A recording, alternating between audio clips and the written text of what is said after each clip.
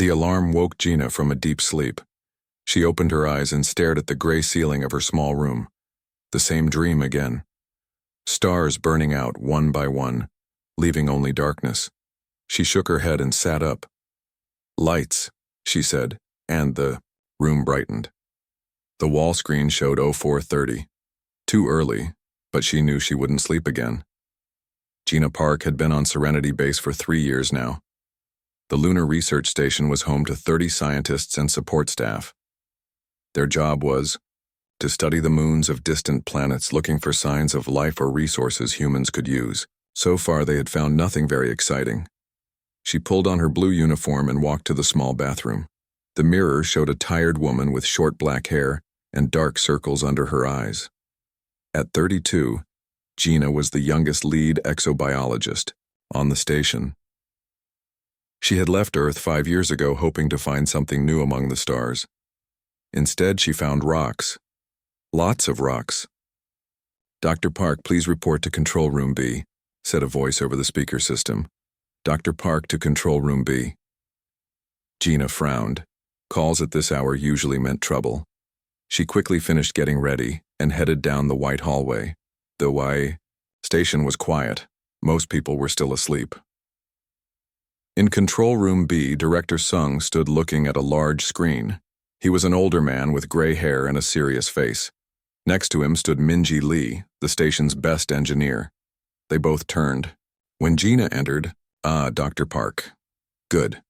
We have something strange," said Director Sung. He pointed to the screen. "These readings came in an hour ago from Thalo 3. Gina looked at the screen. Thalo 3 was a small moon orbiting the gas giant Bellerophon 6, about 3 days' travel from Serenity Base. They had mapped it before but found nothing interesting. Just another dead rock in space. But the readings on the screen were not normal. There were energy spikes coming from the surface. And something else. A pattern that looked like... "Is that a heartbeat?" Gina asked, moving closer to the screen. "We think so," said Minji. Her round face was serious. "Whatever is making these signals is alive, and big." Director Sung nodded.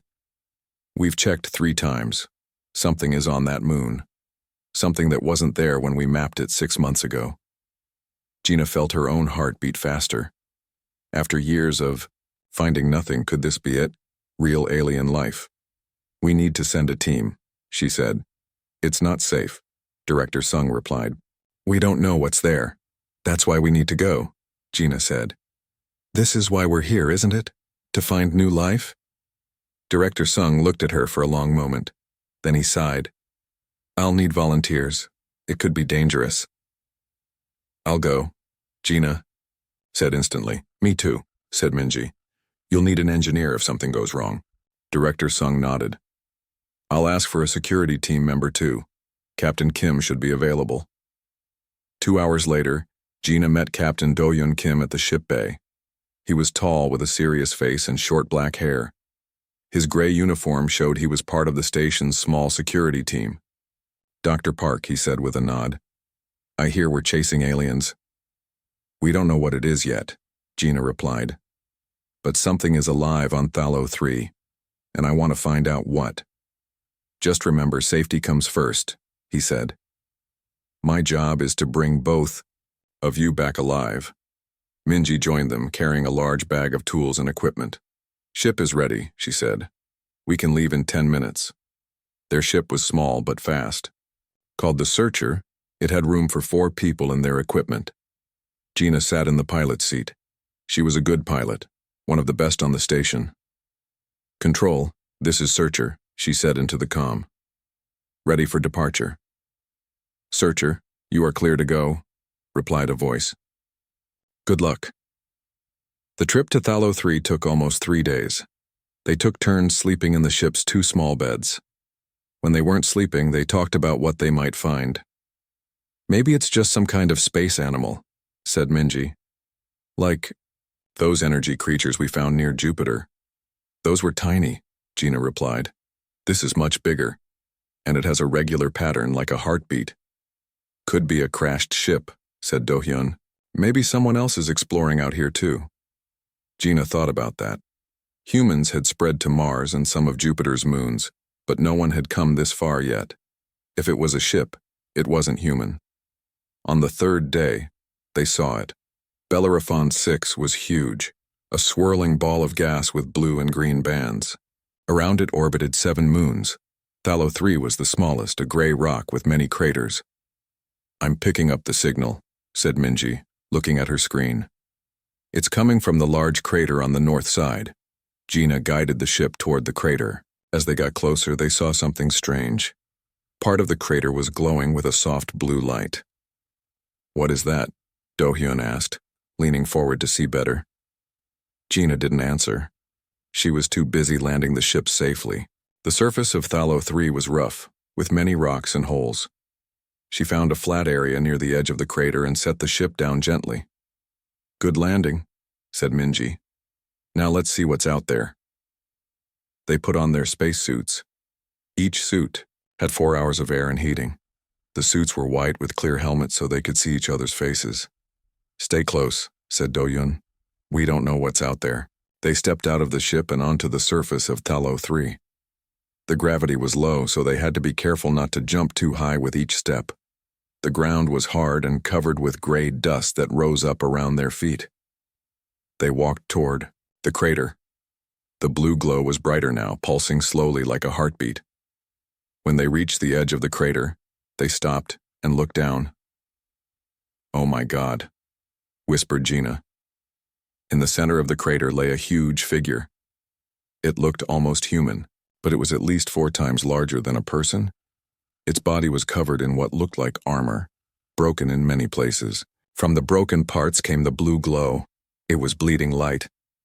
"Is it alive?" asked Minji. As if in answer, the giant figure moved slightly. A groan filled their helmet radios, so loud they all flinched. "It's hurt," said Gina. "We need to help it." "Wait," said Do-hyun, putting a hand on her arm. "We don't know what it is. It could be dangerous." "It's dying," Gina said. "Look at all that blood or whatever it is. We have to do something." She started down into the crater before Do-hyun could stop her. The slope was steep and she had to be careful not to slide too fast. Minji followed her, while Do-hyun came last, muttering about safety rules. As they got closer, they could see the figure better. It did look human with 2 arms, 2 legs, and a head. But its skin was metallic like polished silver, and its face had no nose, just 2 glowing blue eyes and a line for a mouth. Gina reached the bottom of the crater and approached the figure carefully. It was huge, at least 20 feet tall. Its chest rose and fell slowly, and blue light leaked from many wounds across its body. "Hello?" she said, knowing it probably couldn't hear her. "We're here to help you." Suddenly the figure's eyes snapped open. They glowed with intense blue light. Gina felt a pressure in her head, like someone was pushing against her thoughts. Then a voice filled her mind, deep and powerful. "The war is lost." The blue eyes fixed on her for a moment, then closed again. The figure went still. But Gina could still see its chest moving. It was alive, but barely. She turned to the others. From their shocked faces, she knew they had heard it too. "What war?" asked Do-hyun. "Who is it?" Gina looked back at the fallen giant. "I don't know," she said. "But we're going to find out, and we're going to save it." "We can't just leave it here," Gina said, looking at the giant silver figure lying in the crater. Blue light continued to leak from its wounds, pulsing like a heartbeat. "And we can't take it with us," Do-hyun argued. "It's too big for our ship. Plus, we don't know what it is or if it's dangerous." They stood at the bottom of the crater, the 3 of them looking small next to the fallen giant. Their helmet lights made small circles of brightness on the dark ground. "I think we can help it," Minji said, walking slowly around the figure. "Its wounds are bleeding energy, not blood. If I can make something to contain that energy, maybe we can keep it alive until we figure out what to do." Do-hyun shook his head. "This goes against all safety rules. We should call the base and wait for orders." "It will die if we wait," Gina said firmly. Do you want to be the humans who let the first alien we found die because we were scared? Do-hyun didn't answer. He looked at the giant again, then sighed. Fine, he said. But if it wakes up and kills us, I'll be very upset. Minji went back to the ship to get her tools. Gina stayed with the giant, studying its face. It looked peaceful now, its eyes closed. But she couldn't forget the voice in her head. The war is lost. What war? Who was this being fighting? And how did it get here? She noticed something strange. There was no ship nearby, no wreckage, nothing to show how the giant had arrived on this moon. Did you come here by yourself? She asked quietly. How is that possible? An hour later, Minji returned with a large container and many tools. She had made a device that could collect the blue energy leaking from the giant's wounds. This should work like a bandage, she explained. It will catch the energy and feed it back into the body. They worked together to place the devices on the giant's largest wounds. It was hard work. Even in the low gravity, the giant was heavy, and they couldn't move its arms or legs. As they worked, Gina noticed something interesting. The ground under the giant was warm. And where the blue energy had touched the moon dust, small plants were growing. Tiny, simple plants, but still life, on a moon that had been dead before. Look at this, she said, pointing to the plants. Its blood is creating life. That's impossible, Do-hyun said, but he stared at the small plants with wide eyes. This being isn't just alive, Gina said. It creates life. After 3 hours, they had placed Minji's devices on all the major wounds. The blue energy was no longer leaking into the ground but flowing back into the giant's body. Now what? Do-hyun asked. We can't just leave it here. We need to get it to our ship somehow, Gina said. Impossible, Minji said. It's too big. Gina looked at the giant again, thinking hard. Then she noticed something new. The wounds were getting smaller. Slowly but clearly, they were healing. It's healing itself, she said. The energy is helping it recover. Still, it would take days or weeks to fully heal, Minji said, and our air will run out in an hour. They decided to return to the ship and make a plan. As they climbed out of the crater, Gina looked back. The giant lay still, but now a soft blue glow surrounded its whole body. It was definitely healing. Back. In the ship, they took off their helmets and sat around the small table in the living area. I've been looking at the scans we took, Minji said, showing them her tablet. This being has a structure similar to human DNA, but much more complex. It's like us, but more. How did it get here without a ship? Do-hyun asked. Maybe it can travel through space on its own, Gina suggested. We've seen energy beings before that can live in vacuum. But it has a physical body. Minji pointed out. And it's hurt. Space would damage it even more. They discussed many ideas, but none made perfect sense. In the end, they decided to sleep and take turns watching the giant through the ship's cameras. Gina took the first watch. She sat in the pilot's seat, looking at the screen that showed the crater. The giant was still there, glowing softly. The small plants around it had grown bigger in just a few hours. Suddenly, the giant moved. Just a small movement. Its hand twitched. Then its chest rose higher as it took a deeper breath. Gina watched, hardly breathing herself, as the giant slowly opened its eyes. The blue glow brightened. Gina felt a pressure in her head again like before, but this time it was gentler, less painful. Hello? She said out loud, even though the giant couldn't possibly hear her inside the ship. But somehow, it turned its head toward the ship.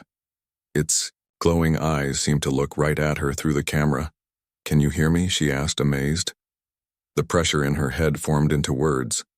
I hear. Gina jumped up from her seat. Guys, wake up, it's talking. Do-hyun and Minji rushed in, hair messy from sleep. What's happening? Do-hyun asked, reaching for his weapon. It's awake and it can talk to me, Gina said. Through my mind, they all looked at the screen. The giant was now sitting up, though it seemed weak. It was looking directly at their ship. Ask it what it is, Minji suggested. Gina nodded and focused her thoughts. What are you? Where did you come from?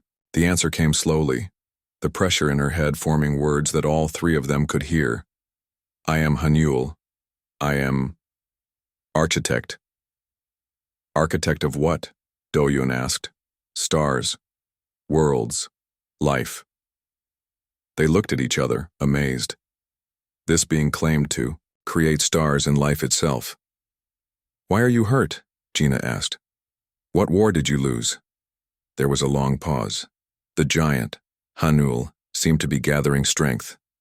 War against entropy, the void that consumes. We fought. We lost.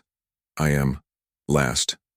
The last of your kind? Minji asked, her voice soft with sadness. Others scattered, lost, hiding. Gina had another question. How do you speak to our minds? How can you understand us? All life connected, simple patterns. I read. They spent the next hour asking questions. Hanul's answers were short, as if speaking took great effort. They learned that the architects were an ancient species who had shaped many galaxies. They had fought for millions of years against something called the entropy, a force that destroyed stars and planets. Hanul had been a commander, what humans might call a god of war. It had led armies against the entropy, but the last battle had gone badly. The architects were defeated and Hanul had fled, badly wounded. But I feel strange, Hanul said. Damage extensive, functions impaired. You mean you're in pain? Gina asked.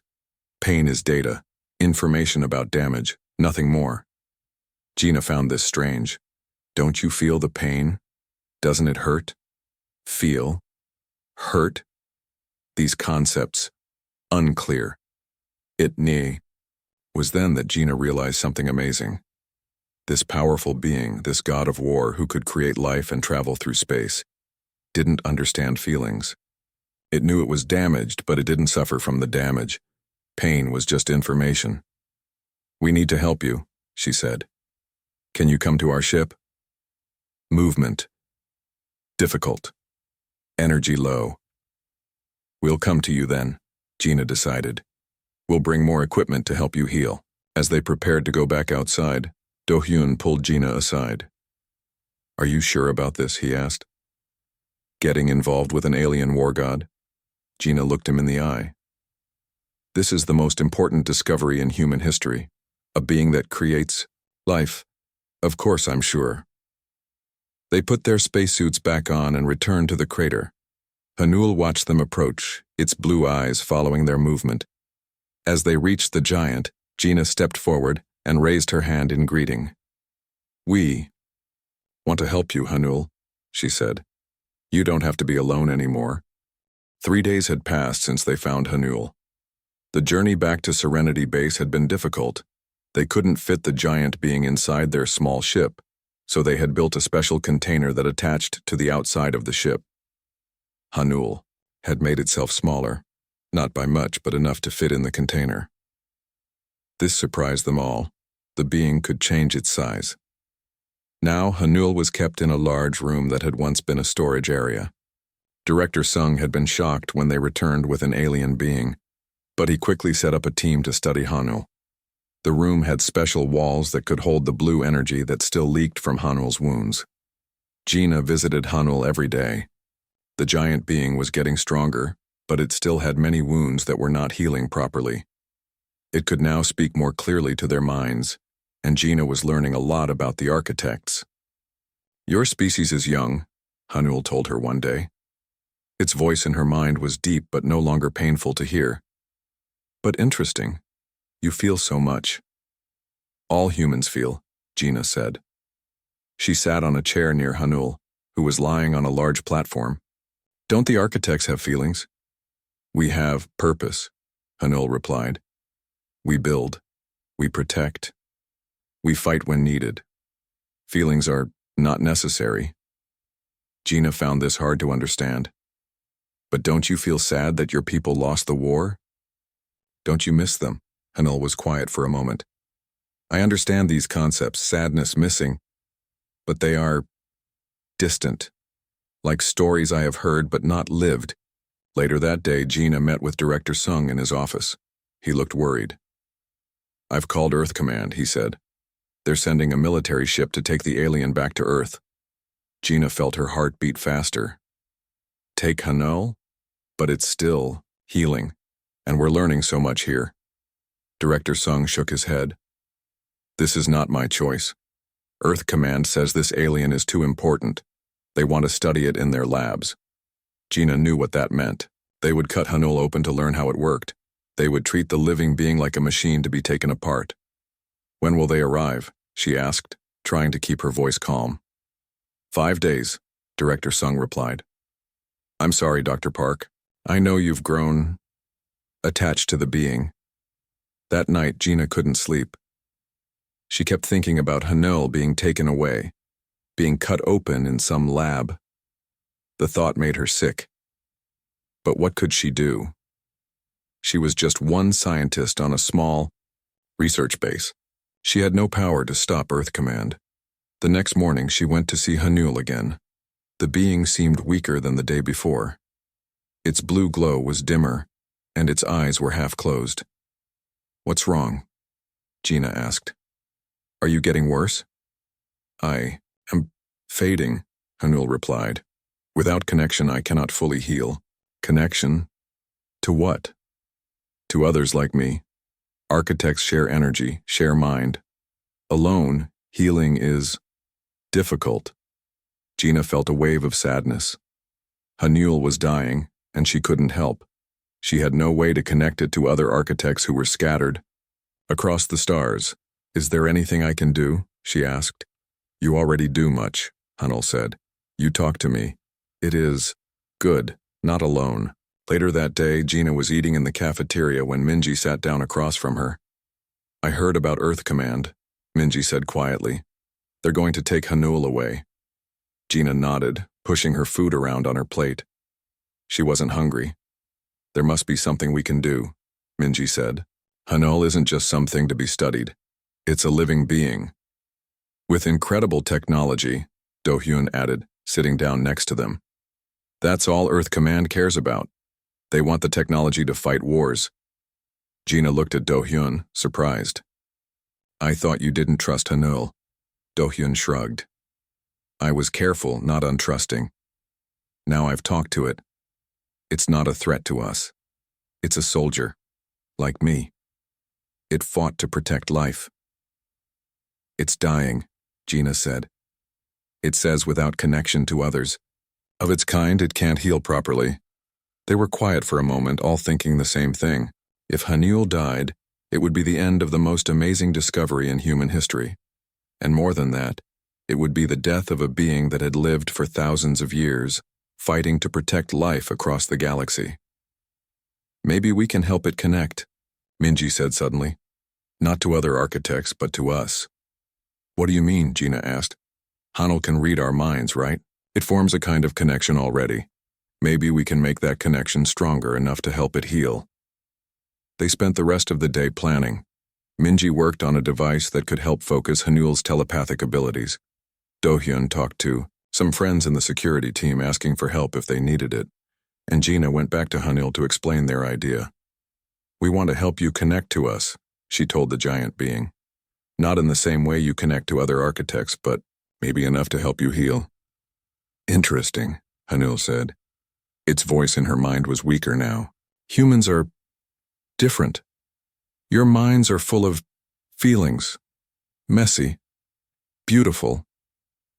If we help you heal, you need to promise something," Gina said. "Earth Command is sending a ship to take you away. They will cut you open to study you. You need to be strong enough to leave before they arrive." "Leave out of where?" Hanul asked. "Anywhere. Back to space. Find others like you. Just live." That night, they put their plan into action. Minji had built a device that looked like a crown made of metal and glass. Gina would wear it, and it would help her connect more deeply with Hanul's mind. "Are you sure about this?" Do-hyun asked as Minji placed the crown on Gina's head. "We don't know what will happen." "I'm sure," Gina said. She sat in a chair next to Hanul, who watched with its glowing blue eyes. Turn it on. Minji pressed a button on the side of the crown. At first, nothing happened. Then Gina felt a warm feeling spreading from her head down to her body. The room seemed to fade away. She was still aware of herself, of Do-hyun and Minji watching her, but she also felt something else, a vast presence that was Hanul. I can feel you, she said, her voice sounding far away to her own ears. Your mind is so big, and yours is so bright, Hanul replied. Its voice was no longer just in her head. It seemed to be all around her, inside her. Full of life, full of pain. Pain? Gina asked. I'm not in pain. Your memories hold much pain. I see them now. Suddenly, Gina was reliving her own memories. She saw her parents dying in the Lagos colony disaster when she was just 12. She felt again the pain of that loss. Then she was older, saying goodbye to her husband as their marriage fell apart. And then the worst pain of all, losing her baby before it was born, lying in a hospital bed feeling empty and broken. Tears ran down her face, but she didn't try to stop the memories. She let them flow through her and into Hanul. Yes, Hanul said. This is what I do not understand. You feel pain so deeply. It changes you, shapes you. Pain is part of being human, Gina said, her voice breaking. It hurts, but it also connects us to what matters. It shows us what we care about. For architects, pain is only information. We note it and move on. We do not feel it. Perhaps that is why we lost. Lost the war? Gina asked. Lost understanding of what we fight for. We protect life but do not understand its value, its beauty, its pain. Through her tears, Gina saw that Hanul was glowing brighter. The blue light pulsed stronger, and the wounds on its body were closing. Faster. You're healing, she said. Yes, your mind gives me strength, not just energy, but purpose, understanding. Gina felt something changing in Hanul. The vast mind connected to hers was shifting, growing in a new way. It was learning what humans had always known. That pain had meaning, that it connected you to life. Pain means you're still alive, Gina whispered. And as long as you're alive, there's hope. Hope, Hanul repeated. Yes, I understand now. The next morning, alarm bells rang throughout Serenity Base. Gina woke up suddenly and checked her wall screen. A message flashed in red letters. Earth Command ship arriving early. ETA 6 hours. Gina's heart raced. The military ship wasn't supposed to arrive for 4 more days. They weren't ready. Hanul was healing but still weak. She quickly dressed and ran to the room where Hanul was kept. Minji was already there working on her equipment. Do-hyun stood by the door looking worried. They're coming today, Gina said, out of breath. We need to move faster. I heard, Minji said. Director Sung told me an hour ago. The ship increased its speed. They're very eager to get here. Hanul lay on the platform, its blue glow stronger than the day before. Its eyes followed Gina as she entered. The hunters come, Hanul said in their minds. Its voice was clearer now, less booming. I feel their approach. Can you travel yet? Gina asked. Can you leave on your own? Not yet. Still too weak for space travel. Do-hyun stepped forward. We need to hide you somewhere on the base, somewhere they won't look. Gina shook her head. They'll scan the whole base. They'll find Hanul no matter where we hide it. Then we need to help it leave, Minji said. We have EVA pods that can reach the surface. If Hanul can get to the moon's surface, maybe it can hide there until it's strong enough to travel in space. They spent the next hour planning. Minji prepared an EVA pod, a small vehicle used for working on the outside of the base. It was meant for one person, but Hanul could make itself even smaller now. Do-hyun talked to friends in the security team, asking them to look away at the right time, and Gina helped Hanul prepare for the journey. You'll need to stay hidden, she told the giant being. The Earth Command ship has powerful scanners. They'll be looking for your energy signature. I can mask my energy, Hanul replied. But not for long. It takes strength. Gina nodded. Just long enough to get away. Then you can find a place to hide and continue healing. As they worked, Gina felt strange. She was sad that Hanul would leave. In just a few days, she had grown to care for this strange being from the stars. It had taught her so much about the universe, about life on other worlds. And she had taught it something too. Something about being human. Will I see you again? She asked quietly.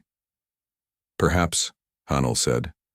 The universe is vast, but paths cross in unexpected ways. 4 hours later, they were ready. The Earth Command ship was now just 2 hours away. Do-Yun had secured a path to Airlock 7, which was rarely used.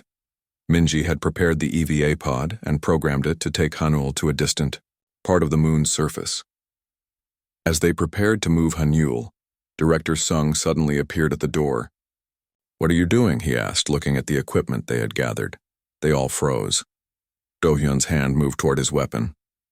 Director, Gina said, stepping forward. We can explain.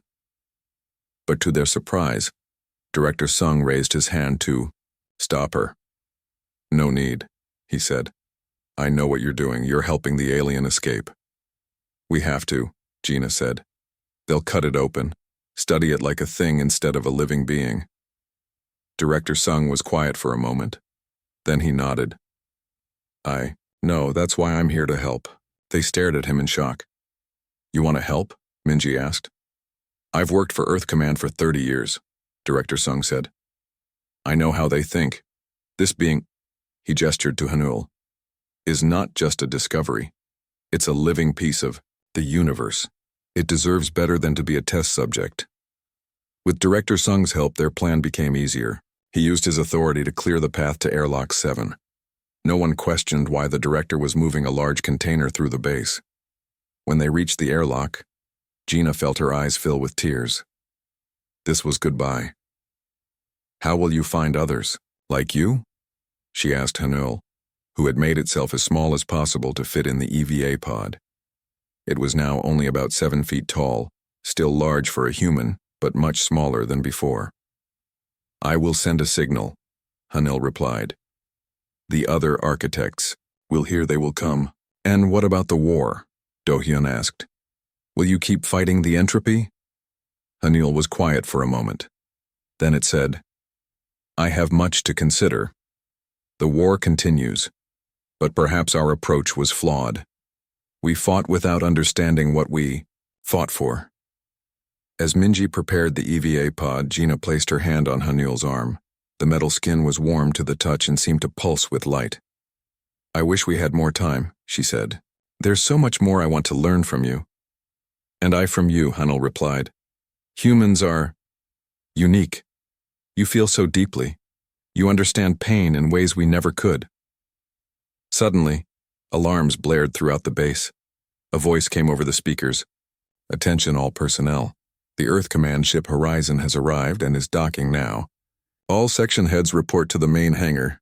They're early, Director Sung said. We need to move now. They quickly finished loading Hanul into the EVA pod. The pod was small, and Hanul had to curl up to fit inside. It looked uncomfortable, but Hanul didn't complain. Ready? Minji asked, her finger hovering over the launch button. But before she could press it, Hanul raised its hand. Wait, it said. I have made a decision. They all looked at the being in surprise. I will not run, Hanul said. What? Gina asked, confused. But they'll capture you. They'll hurt you. Perhaps, Hanul replied. But running solves nothing. The entropy still comes. It will reach your world eventually. Hanul climbed out of the EVA pod, standing tall before them. Its blue glow was steady and strong. I have fought alone too long, it continued. My kind has fought alone too long. Perhaps that is why we fail. What are you saying? Do-Hyun asked. I wish to speak with your leaders, Hanul said, to offer an alliance. Humans understand something architects do not, the meaning of pain, the value of life. Perhaps together, We can succeed where alone we failed. Gina stared at Hanul, amazed by this change.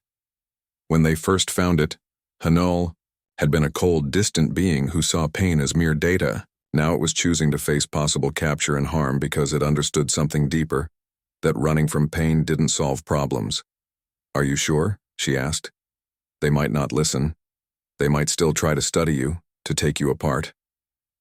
"I am sure," Hanul said. Its eyes glowed with new intensity. "Pain means I am alive, and as long as I am alive there is hope. You taught me this, Gina Park." Just then, the doors at the end of the hallway opened. A group of people in dark military uniforms walked in, led by a tall man with a serious face. "Commander Junho Choi," Director Sung whispered. "Head of Earth Command's Alien Research Division." "Commander." Choi stopped when he saw them. 3 humans standing next to a glowing giant being. His hand moved to his weapon. "What is this?" he demanded. "Why is the asset not secured?" Director Sung stepped forward. "Commander, this is not an asset. This is Hanul, an architect, a living being who wishes to speak with Earth's leaders." Commander Choi looked at Hanul with cold eyes. "It will speak when we're ready to hear it. For now, it comes with us." But then Hanul stepped forward, towering over Commander Choi. Its blue glow filled the hallway. "I am not your prisoner," Hanul said, its voice now filling all their minds. "I am your only hope against what comes. We will speak as equals or not at all." Commander Choi's face paled. He had heard Hanul's voice in his mind, and it had shaken him. Gina moved to stand next to Hanul. "Commander, please listen. This being has fought for millions of years to protect life in our galaxy. It has knowledge we need. But it must be treated with respect." For a long moment, no one moved. Then Commander Choi slowly nodded. "Very well," he said. "We will talk." 6 months had passed since the day Commander Choi arrived at Serenity Base. 6 months since Hanul chose to stay instead of run. 6 months that had changed everything for humanity. Gina stood at the window of the new Earth Architect Joint Command Center. The large building had been built quickly in the flat plains of Kenya, where the first contact team now worked. From her window she could see the strange, beautiful ships that had arrived 2 months ago, ships that belonged to other architects who had heard Hanul's call. "Dr. Park," a voice said behind her. "The meeting is about to start." Gina turned to see Assistant Director Minji Lee.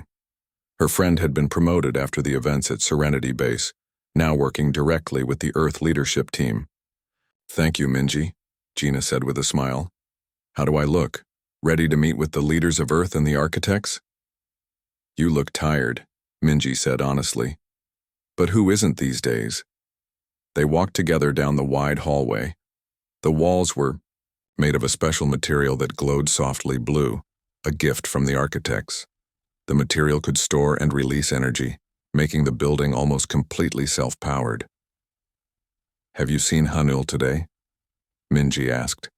"Not yet," Gina replied. "It's been busy with the new arrivals. 3 more architect ships came in yesterday." They reached the large doors of the meeting room. 2 guards stood outside, 1 human in a black uniform, 1 architect, smaller than Hanul but still over 8 feet tall, with the same metallic skin and glowing blue eyes. Inside the room, many people sat around a large round table. Some were humans in formal clothes, leaders from Earth's major nations. Others were architects of different sizes and slightly different appearances. Some had patterns on their metallic skin, others had different colored glows, blue, green, even gold. At the head of the table sat Commander Choi, now General Choi, and next to him was Hanul. The once wounded war god now stood tall and strong, its blue glow bright and steady. When it saw Gina, its eyes brightened slightly, the architect version of a smile. Gina took her seat next to Do-hyun, who now led the human security team that worked directly with the architects. He nodded to her as she sat down. "Good of you to join us, Dr. Park," General Choi said. "We were just discussing the latest reports from the edge of our solar system." Gina nodded. 6 weeks ago, the long-range sensors designed by the architects had detected the first signs of the entropy entering the outer reaches of Earth's solar system. It would take years to reach Earth, but it was coming, just as Hanul had warned. Let's review Project Synthesis, General Choi continued, looking at his screen. Dr. Park, as head of the project, please update us. Gina stood up and touched the table. A hologram appeared in the center of the room, showing complex patterns of light and energy. Project Synthesis is proceeding well, she said. We have successfully combined architect technology with human insight to create a new type of defense system. The hologram changed to show a network of satellites and stations spread throughout the solar system. The architect's energy weapons are powerful, Gina continued, but they were never designed with emotion, with understanding of what they were fighting for. Our human team has helped redesign these weapons to include what we call empathic resonance. Explain this concept again for our new architect allies, General Choi requested. Gina looked at the newly arrived architects, who watched her with curious blue eyes. Empathic resonance means the weapons are connected to human emotion, specifically our desire to protect life. The stronger this feeling, the more powerful the weapons become. In tests, this has increased their effectiveness by over 200%. One of the new architects spoke, its voice filling their minds. This seems illogical. Emotion is not energy. That's what I thought too, Hanul said. Its voice was now much more like human speech, though still telepathic. But humans have shown me that emotion is a form of energy. It drives them to do impossible things, to fight beyond their limits, to survive when survival seems impossible. After the meeting, Gina and Hanul walked together in the garden outside the building. Real trees and flowers grew here, but among them were strange, glowing plants, the result of architect biology interacting with Earth life. The new architects are still skeptical, Gina said. They don't understand how emotion can make a difference in the war. They will learn, Hanul replied. As I learned, it takes time to understand such a different way of thinking. They stopped by a small pond where glowing blue fish swam in patterns. Hanul looked up at the sky, where the first stars were becoming visible in the evening light. 6 months ago I was dying on a distant moon, it said. I had lost hope. I had lost purpose. I knew only that I must fight, but I had forgotten why. Gina smiled. And now? Now I understand. Pain is not just data. It is connection to what matters. What we fight for matters as much as how we fight. Hanul turned to look at Gina. Your species taught me this. You, Gina Park, taught me this. When you showed me your pain, the loss of your parents, your husband, your child, you showed me that pain shapes you, makes you who you are. It connects you to love. It does, Gina agreed. Pain and love are two sides of the same coin. We can't have one without the other. The architects fought for millions of years without understanding this, Hanul said. We protected life, but did not understand its value. That is why we began to lose. In the distance, they could see the construction of the huge defense platforms that would one day protect Earth from the entropy. Humans and architects worked side by side, combining their knowledge and skills. Will it be enough? Gina asked. Can we really stop the entropy?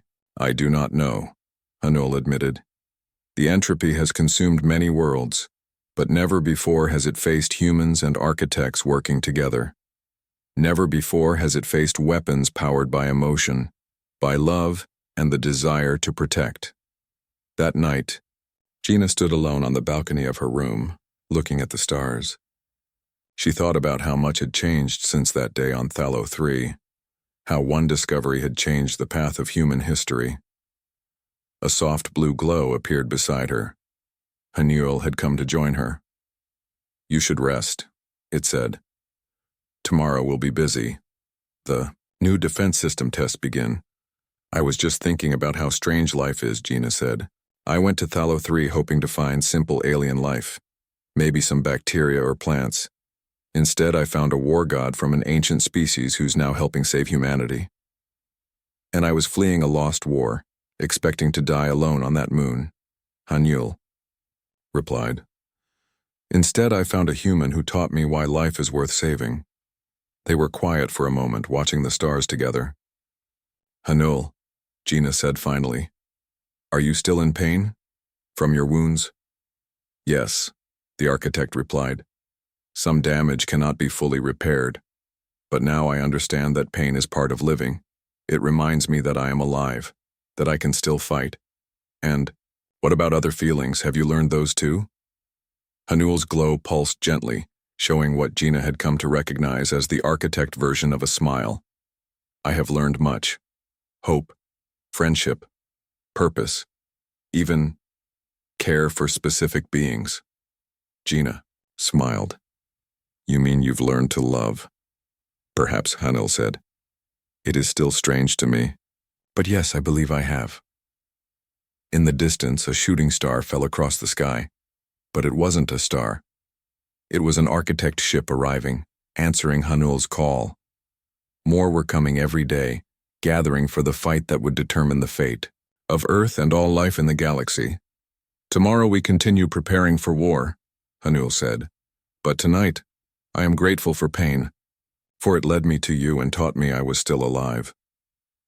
Gina looked up at the towering being beside her, no longer just a war god, but a friend, perhaps humanity's greatest ally. And as long as we're alive, she said, there's hope. Yes, Hanul agreed, its blue eyes shining in the darkness. As long as we're alive, there is hope.